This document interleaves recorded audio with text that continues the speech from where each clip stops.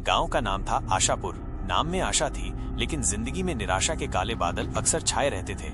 मिट्टी के कच्चे घर, खेतों में सूखी फसलें और शाम ढलते ही हर घर में पसरा सन्नाटा, ये था आशापुर का हर दिन का मंजर। इस गांव में एक लड़का था, अर्जुन। उसके नाम में ही महाभारत के नायक की झलक थी, पर उसकी जिंदगी महाभारत से कम नहीं थी। अर्जुन की उम्र सिर्फ 18 साल थी, लेकिन उसके कंधों पर पूरे परिवार का बोझ था। पिता की अचानक मृत्यु ने उसे समय से पहले बड़ा बना दिया था। छोटी बहनें और बीमार माँ, सबकी आंखें उस पर टिकी थीं। खेत थे पर बंजर, पानी का कोई स्रोत नहीं था और मानसून भी दगा दे गया था। गांव के बड़े बूढ़े कहते थे, इस जमीन में जान नहीं अर्जुन, कुछ और सोच। पर अर्जुन के दिल में एक ज्वाला जल रही थी, अपने परिवार को गरीबी के इस दलदल से निकालना। उसने ठान लिया था कि वो अपने गांव की किस्मत बदलेगा, अपनी जमीन को हरा भरा करेगा, भले ही उसे इसके लिए हद पार मेहनत करनी पड़े। एक दिन गांव के मुखिया ने पंचायत बुलाई। शहर से कुछ सरकारी अधिकारी आए थे। उन्होंने बताया कि सरकार एक नहर परियोजना शुरू करने वाली है, जो कुछ दूर के गांवों तक पानी लाएगी, पर आशापुर उसमें शामिल नहीं था। दूरी ज्यादा थी और गांव छोटा। अधिकारियों ने साफ कह दिया, आपका गांव इस परियोजना के लिए व्यावहारिक नहीं है। गांव के लोगों का रहा सहा हौसला भी टूट गया, लेकिन अर्जुन ने हार नहीं मानी। उसने अधिकारियों से हाथ जोड़कर कहा, एक बार हमारी जमीन देखिए साहब, अगर पानी मिल जाए तो हम सोना उगा देंगे। अधिकारियों ने ध्यान नहीं दिया। उन्हें ऐसी बातें रोज सुनने को मिलती थीं। रात भर अर्जुन सो नहीं पाया। उसने गांव के बूढ़े किसान रामू काका से बात की। रामू काका ने बताया कि सदियों पहले उनके पुरखों ने इसी इलाके में एक भूमिगत जल स्रोत की बात सुनी थी, पर उसे कोई ढूंढ नहीं पाया। वो सिर्फ कहानियों में है बेटा, काका ने उदासी से कहा। पर अर्जुन के लिए ये एक उम्मीद की किरण थी। उसने अगले दिन से ही उस जल स्रोत को ढूंढने का निश्चय कर लिया। ये एक पागलपन था। न उसके पास कोई नक्शा था, न आधुनिक उपकरण, सिर्फ उसकी अंतरात्मा और दृढ़ संकल्प। सुबह से शाम तक वो अपने फावड़े और कुदाल के साथ खेत में उतर जाता। कड़ी धूप, मिट्टी का जहर और शरीर का टूटता हर अंग, कुछ भी उसे रोक नहीं पाया। गांव के लोग उस पर हंसते थे। पागल हो गया है अर्जुन, व्यर्थ का काम कर रहा है। ऐसी बातें उसके कानों तक आती थीं, पर अर्जुन ने अनसुना कर दिया। उसकी आंखों में बस एक सपना था, अपनी प्यासी जमीन को पानी पिलाना। दिन हफ्तों में बदले, हफ्ते महीनों में। उसके हाथों में छाले पड़ गए थे, पीठ दर्द से ऐंठी रहती थी और भूख प्यास भी अक्सर भूल जाता था। उसकी माँ और बहनें उसे रोकने की कोशिश करती, पर वो बस मुस्कुरा देता। थोड़ा और माँ, मुझे यकीन है।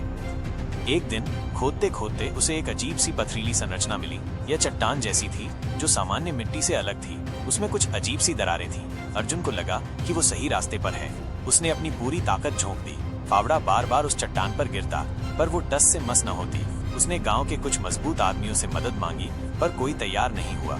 हमें पता है इसमें कुछ नहीं मिलेगा, उन्होंने कहा।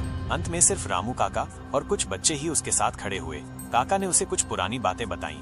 हमारे पुरखे कहते थे कि जल स्रोत तक पहुंचने के लिए एक खास तरह की चट्टान को तोड़ना पड़ता है, जो जमीन के अंदर छिपी होती है।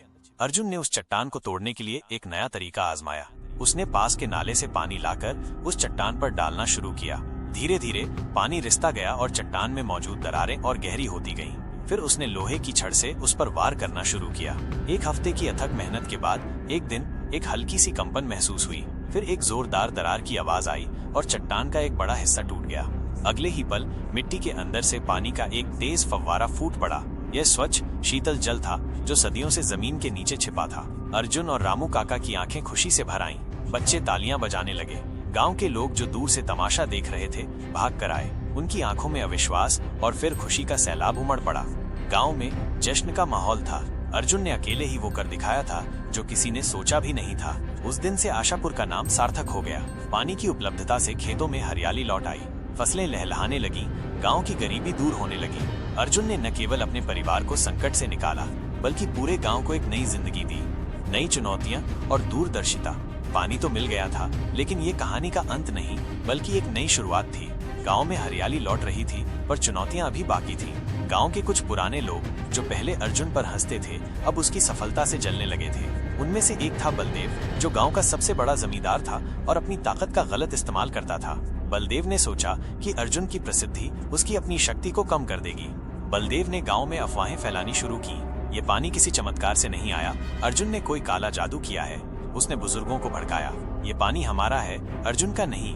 उसने कुछ गुंडों को भी अर्जुन के खेत में भेजा, ताकि वे पानी की पाइपलाइनों को तोड़ सकें। अर्जुन ने इस चुनौती का सामना शांति और समझदारी से किया। उसने गांव के लोगों को समझाया कि ये पानी प्रकृति का वरदान है और ये सबकी साझा संपत्ति है। उसने बलदेव को चुनौती दी कि अगर वो मानता है कि पानी पर उसका हक है, तो वो भी ऐसा ही जल स्रोत ढूंढ कर दिखाए। बलदेव चुप हो गया क्योंकि वो जानता था कि उसने अर्जुन जितनी मेहनत नहीं की थी। अर्जुन सिर्फ पानी लाकर नहीं रुका, उसकी दूरदर्शिता ने उसे एक कदम आगे सोचने पर मजबूर किया। उसने देखा कि गांव में सिर्फ पानी आने से सब कुछ नहीं बदल जाएगा। किसानों को बेहतर बीज, आधुनिक खेती के तरीके और अपनी उपज को बेचने के लिए बाजार की भी जरूरत थी। उसने पंचायत में प्रस्ताव रखा कि गांव के सभी किसान मिलकर एक सहकारी समिति बनाएं। शुरुआत में लोगों को संदेह था, पर अर्जुन ने उन्हें समझाया कि इससे उन्हें एक साथ खरीदारी करने और अपनी उपज को बेहतर दामों पर बेचने में मदद मिलेगी। शिक्षा का दीप और बाहर की दुनिया। अर्जुन जानता था कि स्थायी बदलाव के लिए शिक्षा भी जरूरी है। गांव में एक छोटी सी प्राथमिक पाठशाला थी, पर उसमें पढ़ाने के लिए कोई शिक्षक नहीं था। बच्चे दिन भर खेतों में या घरों में काम करते थे। उसने गांव के कुछ युवाओं को प्रेरित किया कि वे शहर जाकर पढ़ाई पूरी करें और वापस आकर बच्चों को पढ़ाएं। उनमें से एक थी राधा, जो अर्जुन की बचपन की दोस्त थी और हमेशा से पढ़ना चाहती थी। अर्जुन के प्रोत्साहन पर राधा ने शहर के कॉलेज में दाखिला लिया और कुछ सालों बाद गाँव की पहली शिक्षित शिक्षिका बनकर लौटी। राधा ने गांव के बच्चों के लिए स्कूल को फिर से खोला। अर्जुन ने गांव वालों की मदद से स्कूल की पुरानी इमारत की मरम्मत करवाई। शाम को जब खेत का काम खत्म हो जाता तो बड़े भी स्कूल आने लगे। अर्जुन ने खुद भी रात में पढ़ना शुरू किया ताकि वो गांव के विकास के लिए नई जानकारी जुटा सके। एक दिन शहर से एक बड़ा व्यापारी गांव आया। उसने आशापुर के खेतों में लहलहाती फसलें देखी और अर्जुन की मेहनत के बारे में सुना। उसने अर्जुन से संपर्क किया और उनके उत्पादों को सीधे शहर के बाजार में बेचने का प्रस्ताव रखा। ये एक बड़ा अवसर था। अर्जुन ने सहकारी समिति के माध्यम से सभी किसानों की उपज को इकट्ठा किया और व्यापारी के साथ एक उचित मूल्य पर समझौता किया। पहली बार आशापुर के किसानों को उनकी मेहनत का पूरा दाम मिल रहा था। उनके चेहरों पर एक नई चमक थी। सब कुछ अच्छा चल रहा था, तभी एक नई आपदा आ पड़ी।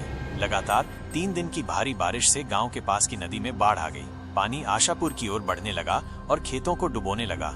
जो जल स्रोत अर्जुन ने इतनी मुश्किल से खोजा था, वो भी खतरे में पड़ गया। गांव में डर का माहौल था। अर्जुन ने हार नहीं मानी। उसने तुरंत गांव के सभी लोगों को इकट्ठा किया और बाढ़ के पानी को रोकने के लिए एक बांध बनाने का फैसला किया। ये एक विशाल काम था जिसके लिए हर व्यक्ति की मदद की जरूरत थी।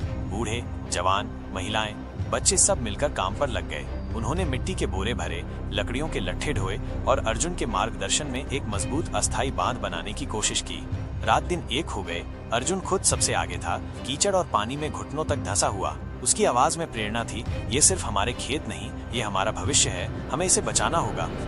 जब लोगों का हौसला टूटने लगता तो रामू काका अपनी कहानियों से उन्हें प्रेरित करते। राधा बच्चों को सुरक्षित स्थान पर ले जाती और उनकी देखभाल करती। बलदेव, जो पहले अर्जुन का विरोधी था, अब अपनी गलती का एहसास कर रहा था। उसने भी अपने लोगों के साथ आकर बांध बनाने में मदद की। इस आपदा ने गाँव को एकजुट कर दिया था। कई घंटों की हद पार मेहनत के बाद जब सूरज निकलने वाला था, उन्होंने देखा कि पानी का स्तर स्थिर हो रहा था। बांध ने काम कर दिखाया था। गांव बच गया था। खेतों को ज्यादा नुकसान नहीं हुआ था और जल स्रोत सुरक्षित था।